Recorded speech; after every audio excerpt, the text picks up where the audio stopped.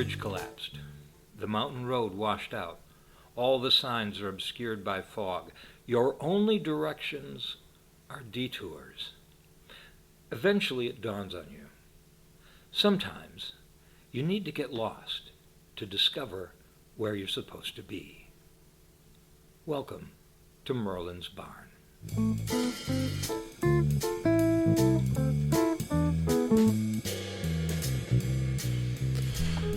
Hello, and broadcasting to you again from Fort Blankets, south of the Yukon. Welcome to Merlin's Barn. And tonight we have myself, Nicole, and Matt. And Tasha is taking a breather as we just got back from a trip. And Tasha, this may be, I think, Tasha's first night of actually being able to wander around the barn and breathe for a few minutes. So, moment for Tasha. Okay, there we go. So we're going to start off with our, we haven't done them for a bit, our misfortune cookies. I don't know what to do with mine. Yeah, Merlin had not a misfortune, but a missed fortune cookie. There's nothing in it. Not only is there nothing in it, it's not a closed cookie. In fact, it's more like a cone of some sort. I don't know how to describe it. I'll have to take a picture and put it up on Instagram. Quick to the ice cream shop. Yeah, it could be a miniature ice cream cone or something like that. I do have concerns that if I don't get a fortune, maybe I'm going to get hit by a bus, but I did get a fortune and a fortune cookie earlier, so hopes. And you don't hear the crinkling because, well, we were already advised by audio guy John not to do the crinkling of the wrappers, and then we just did a test run with these microphones. Do not crinkle the wrappers with these microphones. No, it picked up every subtle nuance of the crinkling. If you can think of fingernails going down a blackboard and multiply it 1,000 times worse, that's what we got. Oh, God. Sounds about right. Merlin's neck is so tense. It's like Europe in 1939. Okay, what do you guys got? Opportunities to amend relationships are coming soon. It's a fortune. Do you have any unmended relationships? I don't have that many relationships. Make a new friend and piss them off next week. Act quickly. It has to be done before because it's coming soon. So It's coming soon. Coming soon. Run out, find that friend. mine's just like cheesy life advice you might see like painted on a hippy dippy coffee shop wall. Oh, no. Let your dreams light up your life's path. Oh, my God. That was written by somebody who has live, laugh, love hanging above their bed. Yeah. Please, God, no. All right. Is that the dreams out of a Chinese fortune cookie factory worker? I do have constant concerns about the factory workers in the Chinese fortune cookie factories. But I'll stop because then I think of the Apple factory and the nets to keep people from jumping off the roof. And I can't imagine that the fortune cookie factory is any better. Yeah, sorry. So on that downer note, you just came back from a trip, you were saying. Yes, so we're going to... How's that for a segue? Was that terrible or what? There we go. Well, it's better than the guy who invented the Segway. And what did he do, ride it off a cliff? Yes. I took it dark again. Look at us go. We've got a lot of people jumping off of things. Who knows? It'll be a Wright Brothers episode. Is this how we're going to tie it into Defenestration Day? Oh, my God, that's fantastic. Look, a real segue. Thank Oh, you, my Nicole. God, that actually works. Okay, so we're going to go straight into barn parties, and we might get back to my trip if we remember it later. If you can't tell, we have not pre-planned this episode that well, but we did come up with... Sorry, John. Yes, John, please don't kill us. We're sorry. We're sorry. So sorry. I'll stop. But we did come up with the idea of barn parties, which is what we're going to talk about tonight, because this is something we can riff off of easily. Now, I used to have, one of the parties that we have here is the Christmas party, which I think this year might have been the 26th year. I'm trying to remember. We talked about it in an episode that you may or may not have heard by now. Yeah, I can't remember. I think 2024 might have been, yes, it would have been the 26th year of the annual Christmas party, which is usually sort of 1940s themed, which started off in Hamden when I had a row house in Hamden, and we could walk down to 34th Street, where they have all the lights, and we did talk about that in another episode. And then it moved to my farm, where the farmhouse was even smaller than my house in the city, with even worse parking, because all the fields were at a 45-degree angle. So it got smaller. And then we ended up with the barn, where you have, the building's probably about 8,000 square feet. And we have this wonderful loft, which is, what is it, like 45 by 30 or something like that? It's just like, I'd say it's going to be a solid third to half of the second floor of the Yeah. barn. So our house, so our house is in the hayloft, and then, which is, I think, like 2,000 square feet, up, according to the real estate records. And then the rest of the hayloft is this unfinished section, which we have turned into the bar, movie theater, with all these little nooks that people can go and sit and talk in. Imagine those fancy barn wedding venues. This is what they want to be. This is the real thing. This is genuinely a hayloft with scary stuff hanging from the rafters and a party in it. Oh, yeah. And creaking floorboards. Very creaking floorboards. It's sort of moving like a little bit of a wave because the building has settled over 100 years. And Yeah. we may or may not have had a 1950s Halloween dish almost eat through the floorboards once. Oh, my God. Yeah, that The was Jell-O. that was, which, Nicole, you told me to double bag, and I I failed. warned you. Oh, my God. I've been banned from bringing Jell-O molds to parties at the barn now. Not John. Matt got the idea. Which one of us started on the Jell-O stuff? Was that you started your deep dive on the 1950s Jell-O, or? I think it's just one of those things, where for some reason in the 1950s and 60s, America had this idea that we could just use Jell-O to make all sorts of savory Jell-O dishes, shrimp Savory cocktail and things. sweet. Savory and sweet dishes. I'd never want to see shrimp floating in Jell-O, or, and I don't know, any of the things. You guys came up with the horseradish. What? What else was in it? Lime involved? Was lime Yeah, Jell-O? It was lime Jell-O. There was horseradish. There may have been some mayonnaise in there. Probably. It was frightening, and It was meant to go with roast beef. And it actually tasted pretty good with the roast beef. I have to admit that I didn't Google try reference. it. What was that? And it was green. Roast beef. Oh, Google roast reference. beef, yes. At the Christmas parties. Don't Now, was say that a Christmas party, or was that a Halloween party? That was a Halloween one. It was a terrifying dish. I tried to bring the scariest thing I could think of. So anyway, the barn is this is what these barn wedding event venue places that are new and crisp and clean want to be. This is the real thing. And so it's an incredible place to have a Christmas party. It really is really neat with the lights hanging up in the rafters and the old wooden ladder that you spent countless hours nailing baubles to. Yes, the glass ornament step ladder. It'd be fun to actually figure out how to put decorations on the giant sort of Damocles hanging from the center of the rafters, which is the massive old hay fork up there. That I think you could pick up a Volkswagen Beetle with. And luckily found out a year ago that it's not hanging from a frayed rope and it's not going to kill us. That's had me concerned for 6 years. Somebody looked closer and realized there was actually like a chain around it, I think. The guys from the Adams County Barn Survey actually know how it works, and it's clamped in place, thank God. Okay. Because I was talking with the last owner of the barn a week or two ago, and she was asking me about it because she had concerns ever since she had inherited the building. And I was like, no, it's not going to fall on us and kill us. This is wonderful. But so we started with the Christmas party. I think my first year here was 2018, and so we had a very bare bones up in the loft. I mean, there was still like exposed insulation.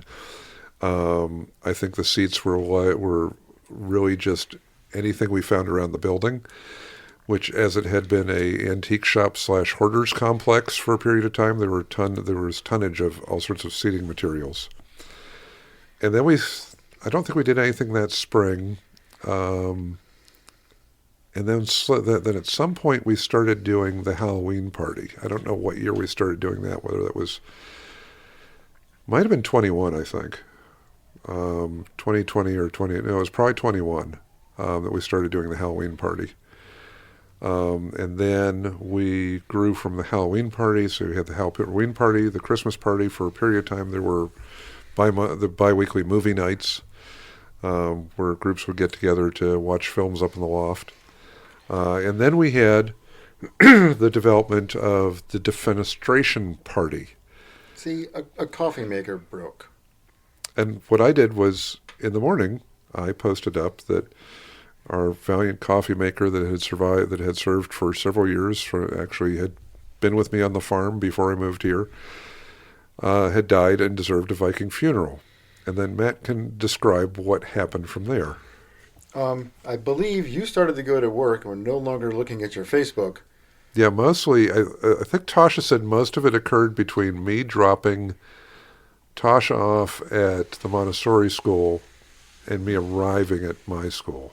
Apparently, Roger and I had way too much time on our hands. And Roger, of course, popped up as soon as you suggested a Viking funeral.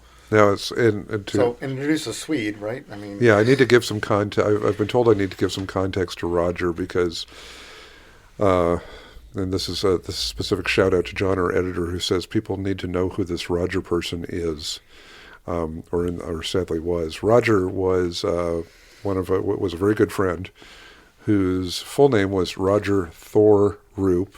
Yes, that was his real name. His mother was Swedish. He was raised on the Nordic tales. He was also an artist. He worked for the Smithsonian, and I think he reenacted every time period known to man. And a very large, jovial fellow who was just like a bear hug. So, just to give you a little context on Roger, and people get more filled in on him through more stories down the road. But back to Matt. So Roger and I started going back and forth with what we should be done with this coffee maker. Somehow the 30 Years' War and defenestration got woven into. So basically, by the time Merlin arrived at his school, we had created an entire holiday.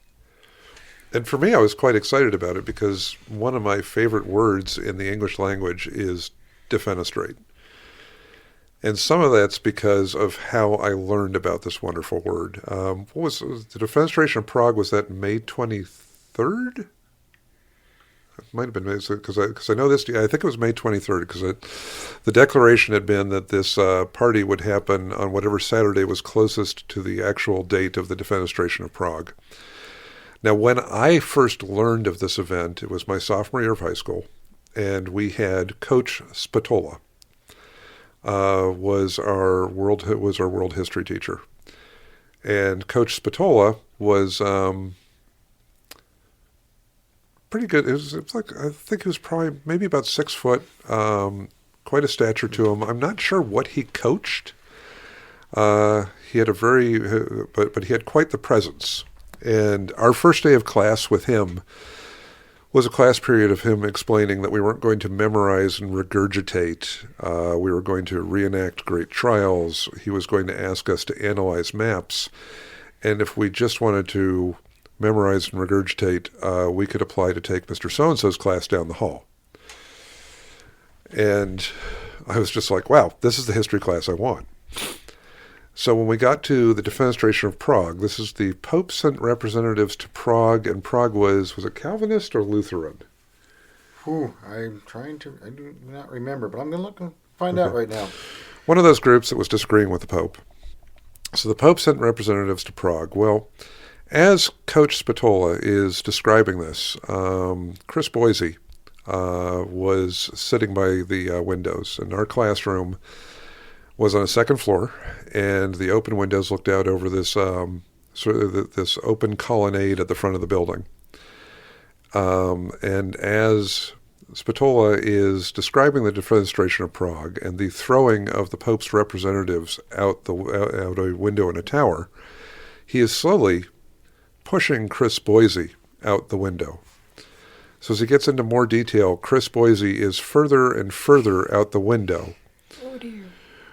Going, Coach,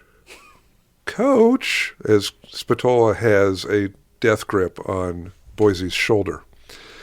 And when it reached the point that the representatives of the Pope were defenestrated, that means to be thrown out a window, landed in a pile of manure, and the Catholic Church declared that they were saved by the hands of angels.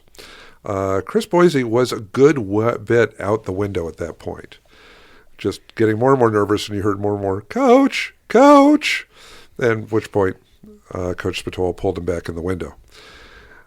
And that's all part of why defenestration is one of my absolute favorite words. So they came up with a party about it. Yeah, it looks like it was Protestants. Now, to be clear, just to muddle things more, there's 3 different defenestrations of Prague. There's 3? Yeah. This is our way of handling things in Prague. We yeet people. Yeah, so, 3 separate times. Although one of them was described as being like not recognized as a significant defenestration. We just threw a chicken out that day. It wasn't really significant. He sort of like half fluttered down. He was okay. It was like a minor clergyman. Like I'm not sure. Like, but yeah, the May 23rd, 1618, which was the most recent defenestration of Prague that led to the 30 Years' War, is the one that we kind of just Roger and I just glommed onto. We're actually, so on March 22nd, 2023, I proclaimed that the date of the observance of Defenestration and Coffee Day has been set to the Saturday closest to May 23rd this year and every year hereafter. The timing of any Defenestration Day parties, brunches, and/or ceremonial funeral pyres is up to the individuals. And so for the last 2 years, we have had a Defenestration and Coffee Day here at the barn. Silly hats are required. There's usually sparklers. Matt has taken to finding us beautiful plate glass windows to launch the coffee makers through. Where have you been sourcing those? So we get them from Second Chance in Baltimore. It's an architectural salvage place. And the good windows you have to pay for. But in their parking lot, they have windows and doors that can be obtained for free. So if you have they get, say, a double hung window that is no longer double hung, it's just the individual pieces. Those wind up in their parking lot for free. And so, including the mass of the ones that you got last year that I swear are like a half-inch thick or something like that, because the coffee maker just kept bouncing off the glass. That was the plexiglass one. Yeah, that one was actually plexiglass. I forgot. Yeah. I sort of pranked the party last year with a plexiglass window. There is another one that is a very heavy glass, though. That is. I find it disturbing that it's that close to my birthday. But you're low. It's hard to get you out the window. I don't think we're supposed to be eating people on their birthdays. That's not a thing that I know of, unless it's a Prague thing. So we take a window and we defenestrate the coffee maker through it, and then it goes into a wash basin where we have a funeral pyre for it. And then it puts out a lot of frightening black smoke. Upsets the neighbors. Meanwhile, we stand around with silly hats and sparklers, and terrify squirrels. At least the first year of it, Roger gave quite a beautiful speech. Oh, that was We'd probably have a recording of it somewhere. I'm willing to bet we do. We'll have to dig around and see if we can find that. So when this episode airs, we can put it up on Instagram and the Facebook pages. So my father sent me a text a few weeks ago that his Nescafe, was that it? Yep. His Nescafe fancy version of Keurig coffee maker had died, and there was great sadness in the house, largely from him because he was the one drinking. He's the only one when I'm not there drinking coffee. And I said to him, "Wow." I said, "Don't throw it out." He says, "Why?" And I said, "Because we need to defenestrate it." And I explained a little bit about the defenestration party. So I get a note later that evening that he's gone to somewhere in the world and come back with a new Nescafe coffee maker, and the world is right again, and he's having coffee, and he's confused but saving the coffee maker for us. So when I got up to New England last week, there was the Nescafe not only just sitting there, but in its original box and packaging, ready to go. And he said to me, he says, I need photographs of the defenestration party. He says, because I'm really, really having trouble picturing this. And when we described to my mother what we were doing, if you've listened enough, you can tell that I'm probably good at making up some stuff. And I'm telling this story about the party, and my mother is looking at my father, who is just laughing, and he just looks at her. He says, with Merlin's friends and the things that go on at that barn, he says, this sounds entirely likely to me. And on the topic of friends and things that are going on at the barn, was it for Coffee and Defenestration Day that another dear friend of the barn, John, decided to buy like a gas station hot dog roller? I don't know if it was for that or I think it was just in general for the parties that happen here. If come to a barn party, if you are missing the Exxon Quickie Mart 2:00 in the morning hot dog, because we have the roller here to do those. John slowly over a period of time was building us up an industrial kitchen, because somebody at the jail spent a lot of money on a nice roller dog machine, and then I think his wife wanted it out of the house, and he'd used it once. And he mentioned it to John, and he had it in the back of his car, and John showed up with a huge smile on his face that evening with a practically brand new roller dog, hot dog roller that I think he'd spent $50 on. And to just give another little bit of context, John was the one who found the barn. He was the one who was, and this will become a whole episode in itself at some point. Why are we at a barn? But he found it on Zillow, sent it to me, even paid for part of the mortgage the first year that I was here to help out. And this was his favorite place in the world. So he got the hot dog roller. When he passed away, one night we all sat out on the porch with the hot dog roller going, making onion chili dogs in honor of John. Another thing he got was the industrial, I think, Bunt coffee maker, which was his favorite coffee maker at the jail until some contract service came in and started running like horrible bagged coffee or whatever it was horrific. So he made some excuse to the sheriff that I think the old coffee maker's broken. Can I take it home and fix it? The sheriff said yes. And then on another evening, he walked in here with a huge smile on his face again with the big stainless steel coffee maker that he loved so much from the jail. That's beautiful. Yeah. So we've got the coffee maker, we've got the hot dog, we've got our own roller dogs, and then I think my parents donated the nice stainless steel toaster oven that's out in the loft.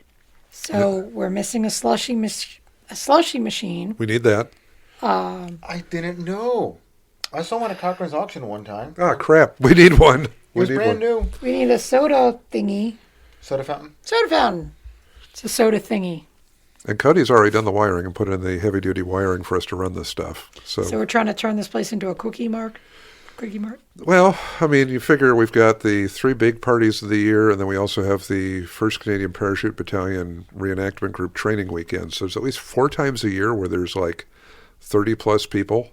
It's more of a fraternal organization. It's the Golden Moose Lodge. Oh, I keep forgetting. Yeah, there's what's our Facebook group again?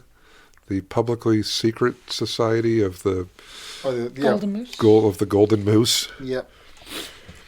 So we have so we've got the Defenestration party, and I think it was Tasha actually who probably pushed the idea of let's do a Halloween party. That sounds like them. Yeah, it's a very Tasha thing. And I don't remember it was the 1st or 2nd year of the Halloween party where I think the first year Tasha and I did Gomez and Wednesday Addams, and then ever since then we've done Beetlejuice and Lydia. Yes. And we seem to just be stuck on that, which I'm quite happy with because I like having green hair. But the first year that we did Beetlejuice and Lydia. So the first year that I'm doing something that's completely aside from any way I would dress, because I'm normally vest and pocket watch, and my Stetson. So the first year we're doing that, I think you guys were the first ones to show up that evening. May have been, yeah. And I think, had you shaved your beard like mine? Was Yes, that? I had done my best to do that. Yeah, Matt had gone with the mutton chop side whiskers, which I don't have right now. And I just made the comment to him as he and Nicole were wandering in. I said, "Oh, we're really styling." And then Matt started giggling, and then Nicole wanders in, Yes. and slowly, what happened throughout that evening, Matt? Do you want to describe it? More and more of us kept showing up in some version of dressing as Merlin. I loved Roger showed up. I still have it on a shelf. He showed up with a pin that he'd made on his laser machine that said that had a big maple leaf on it and said, "Hello, my name is Merlin. Ask me about Canada." And then he's sitting there wearing that, and Cody walks in, and he's looking at our friend Cody, and he says, "I have to give him the pin." I said, "Why?" He says, "He just has you completely nailed." And I said to Roger, I said, "That's because he's wearing my clothes." Yeah, I loved them to we him. all decided to dress as Merlin as Halloween costumes, and then Cody kind of cheats by having some of Merlin's clothes. It's like, come on. I think one of the most originals was Linda Roop. Yes. So she went under "You Are What You Eat." So I think she had a Tim Hortons hat. So if anybody ever wants to get in my best of graces, just ship containers of Tim Hortons Dark Blend to the barn, and I will have you. I will praise you in my thoughts forever. And then she had a costume that was basically this almost like one of those signboard type things, except foam, and it was a big stack of blueberry pancakes. Yes, it was pancakes and a Tim Hortons hat. That was a good one. Yeah, no, that was classic. I'm trying to get back through the barn photos. Trying to find. There was John LeBron trying to teach the cats geography. I suspect that did not go well. Shackleton refused to learn where his ship had sunk. I do remember Bowie, the dog, being quite attentive, though. I think there was vague hope there. Most of the cats had no interest in the globe, though. I don't know where these pictures Oh, are. no, what were you trying to find? I was trying to find a Halloween party pictures that had, like, all of us dressed as you. Merlin smokes a pipe. I don't smoke, so I got like a 1960s dime store bubble pipe off. Oh, of that was eBay. awesome. Different year. Yeah, we'll find pictures and put them up for folks. So we've got so we have the annual Halloween party. We've got the annual we've got the Christmas party. We have the and then I think starting in February 2019, I got the idea of having my reenactment unit have a training weekend here because once again, it's a huge building. There's enough place for everybody to just stay. And so every February, our World War II reenactment unit comes here, and we even have a whole sort of 1940s shop set up in our living room because the rooms are huge because they base them around where the barn beams are, and they're spaced about 20 feet apart from each other. So there's enough space in one of the living rooms to set up a 1940s store for people to buy stuff. That's not one of the living rooms. That would be your parlor, wouldn't it? Yeah, I guess that would be the parlor. Yes, we're going Victorian. So you guys have anything to add on barn parties? Oh, I also have I forgot, there's also the open house for the Jeep show. that's right. There's that. Yeah, I knew there was and that one's cool because I run a Jeep show, it's called the Mason-Dixon, long name, I didn't name it, Mason-Dixon Willie's Jeep Gathering, every October. And we do an open house the Friday night, and it's basically like a mini Jeep show here. And the Jack Daniels ferry shows up and leaves a nice big bottle of Jack Daniels in the bar, which is always wonderful. Jack Daniels Ferry. I like having a Jack Daniels ferry. We had a Christmas party. That's been your thing for a long time. You host the Jeep thing. The Halloween party is very much you and Tasha. But the coffee and defenestration day, that one's special to me because you arrived at your place of employment. You arrived at school and were like, oh, I guess I'm having a party at my house. Yes. Because Roger and I had just basically, in the course of like 30 minutes in Facebook comments, had just invented an entire holiday, a backstory to it, festivities, everything. It's just like, nope, this is what's happening. There's also a coffee mug exchange as part of it. Oh, I forgot about the coffee mug exchange. So it's very well thought out. It was extremely well thought out for a short period of time. And when I looked at it, I was like, wow, there's a date set in perpetuity. I'm totally fine with this. I can't see why not. I mean, when you have a place like this and really good friends you like hanging out with, then why not have an excuse for another party? So, this will make you feel good. I already was, the reason why I came up with a date, posted up the date about a week ago, was because I was already getting questions from people about, do we have a date for the Defenestration party? I need to get it in my calendar now. Oh, wonderful. I guess it's time for me to create another event and start promoting it again. Yeah, I think we're May 24th, because that's a Saturday, and it's, I think, what did we say? It was the 23rd they threw people out the window? Yep. So the Saturday closest to the 23rd is... So, and you can have your own coffee and defenestration party at your place. That'd be fantastic, actually. I'd love to see, like, pictures of people doing coffee and defenestration parties around North America. And do it as big or as small as you want. Light some sparklers, exchange some mugs, just brew a cup of coffee with some friends. Set a coffee maker on fire, concern the neighbors, get the fire department called. Maybe not. Just like Christmas or Halloween, you can celebrate this. You can take this holiday as extreme as you like. If you have a 12-foot tall skeleton from Home Depot with a coffee mug in his hands, that would be great. That reminds me of the 12-foot tall skeleton page on Facebook. I haven't seen it in a while. I think the algorithm might have dragged it out of my feed. Or they're quiet because we're this far from Halloween. So, but Easter's actually, approaching. You need them for putting up Easter decorations. Oh my God. 12-foot tall Easter bunny skeletons.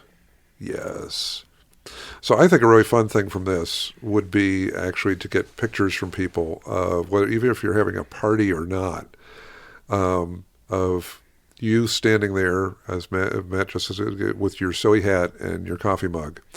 Oh, yes, that's right. Silly hats are a requirement for this. Yes, you must have a silly hat. I mean, what was did Roger have some sort of Cavaliers hat the first year or something? Oh, yeah, that was... Some glorious thing with an ostrich plume. It was about the size of a 5-gallon bucket. That was huge. It was absolutely amazing. So we'll post up our pictures, but what we'd love is for you all to post up your pictures and send them to us so that we can post them on Instagram. And everybody can have their own celebration of Defenestration Day wherever you are. And I know you can't see them, but Nicole's eyebrows are talking a lot right now. I'm telling you, YouTube video. We are working on that, guys. We will try and get a couple of these on YouTube. I think that's a good wind down point. I'll do my synchronicity story some other time, I think. Unless we think we should just throw it in now. Well, we can go for it. Cody likes long episodes. This is for you, Cody. This is for you, Cody. We're extending the episode by at least 3 minutes by me throwing in the story that I was starting the episode with before we actually diverted into a chain of discussion that made vague sense, which is pretty good for us, honestly. Well, we segued right through a window, I think, is what happened. Exactly. Okay, so our little extension would be the string of synchronicities on Tasha's and my trip up to see my parents. And this was Tasha's first time meeting my parents. I think the first one was getting on the airplane. We got onto the airplane, get down to our row. And always an unfortunate way to start a trip. What's that? Getting on an airplane. Getting on an airplane. The nice thing was we got off of it and it landed properly, so I'm all happy with that. Right side up and everything? Yes. Okay. Right side up, wings connected, landing gear functioning. Cody, those are clues of when we recorded. Ooh, that's a good one. All right, so the lady comes. There's Tasha and I. There's three seats to the row. Lady comes down the row with the what is it? I think the T-shirt. It's got like two crows on it, and it says "attempted murder." That's a nice one. We're immediately like, we like you, and we get talking with her and about the T-shirt, and I mentioned that a teacher in my school, our sixth grade English teacher, has started feeding the murder of crows that hangs around outside the building, which is just wonderful because now they hang around her classroom. She's making friends with them, and I believe that Rebecca is working towards seeing if they will start bringing her gifts for food. That reminds me, I need to build a feeder to try and attract the ravens we have coming around. You have ravens? There's a pair of them that my sister has seen them on and off on our street. We think they live local, so we think there's a pair. And they've come That's through so the yard cool. the other day, so it's like, ooh, I need to put out a feeder to try and attract them to hang around. So, and the woman says, "What school do you work for?" And I said, "Boys Latin." And immediately, hands come around my seat and clap me on both shoulders. And I was just like, I thought one of our friends was sitting behind us. And I turn around and I look at this guy who I have never seen before in my life, and his wife. And it turns out he graduated from my school in 1973. And we got discussing. The school was on the Today Show a couple weeks ago, and so we got into a discussion from there. It's a small school. Currently we have, I think, 750-ish students. 1973 it was a lot smaller. So, figure of all the seats on an airplane to be seated right in front of an alum of my school. That was an interesting little piece of synchronicity. The next piece of synchronicity is we get up to Massachusetts, and a friend of Tasha's has moved to Massachusetts and is teaching at a Montessori school up there. And Tasha and I are talking, and they say, "I wonder if we can actually see him." And I was trying to figure out, well, I wonder if there's any chance he lives anywhere near where we're going. We were planning on going to Concord the next day. I look him up and see that he works in Lexington. Tasha contacts him and finds out, lo and behold, he lives in Concord. Hooray. Wow. Now, for people in other parts of the country who aren't familiar with New England, Massachusetts doesn't look very big on the map, but traveling across Massachusetts, you might as well be traveling to different parts of the world. Yes. Like, the Cape, Boston, and then Western Mass, Central Mass, and then Western Mass is another place. Well, that's why I was like, he's probably out in Springfield or something like that. And we find out, no, he's in Concord. When Tasha gets his address, he's 10 minutes from where we were, because we were right in the center of Concord and went down to the Old North Bridge and stuff like that. And the next one that was just a little bit of oddness was my father was really excited to introduce us to a TV show he liked called Arctic Air that I had never heard of. Have you guys ever heard of the show? No, I have not. It's actually starts out seeming a little bit campy, but now we're completely sucked into it because it was a CBC production that's rather well done. And it's about this small company that flies DC-3s, the old prop aircraft, out of Yellowknife in the Northwest Territories. That comes into key because we watched a few episodes one night with my dad, and as I said, got sucked into it. On Saturday morning, my dad and I go to pick up our U-Haul truck. And I get out of his car, and I look at the side of the truck, and I started laughing.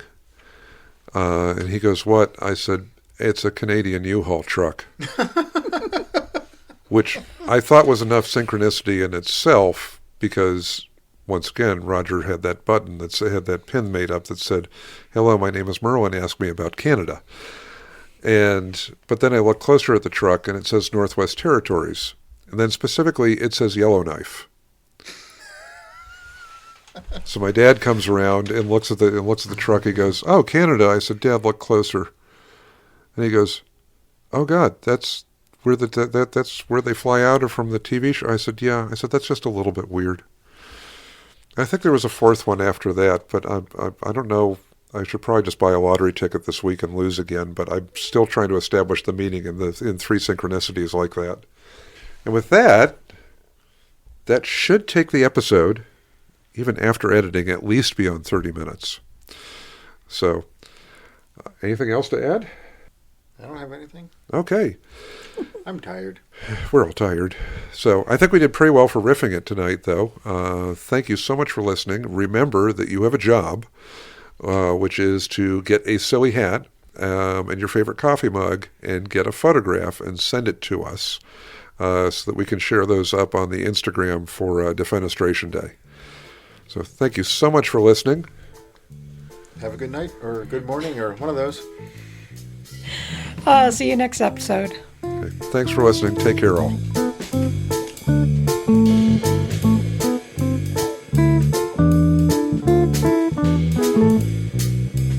Sound testing. Make noise on the sound test. Making noise. Making noise on this fine Tuesday evening. It's Tuesday. Crinkle, crinkle, crinkle. Oh my God. That's a misfortune, all right. It's a missed fortune. Oh no. I'm concerned. I'm very concerned. Would you like the? Deformed. Does Merlin get a fortune? No, I got like nothing. No. That's not a misfortune cookie. It's a missed fortune It's a cookie. complete failure. Yes. Failure. And despite that pun, Nicole has not hit me. What? I wasn't paying attention. I said it was a You instead can of a also missed move that if you want. instead of a misfortune cookie, Oh. it was a missed fortune cookie. There it is. Now she's glaring at me.